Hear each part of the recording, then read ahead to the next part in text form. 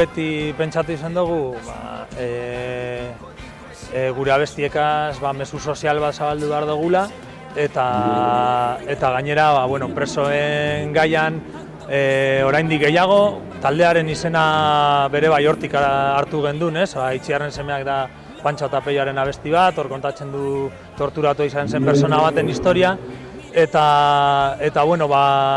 azkenean guretzat musikaren bidez mezuak zabaltzeko orduan salatzen dugu egoera bat askotan komunikabideetan eta azaltzen ez dana.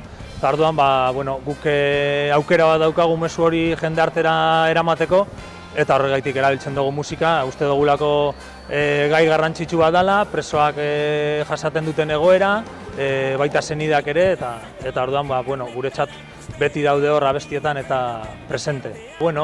Zuzeneko taupadak bezalako ekimenak garrantzitsuak dira, azken finean, lehen esan dodan moduan, askotan komunikabideek ez dutelako azaltzen egoera erreala edo isilaraziak direlako, eta orduan errealitate hori bere plazaratzeko garrantzitsuak dira eta onuragarriak.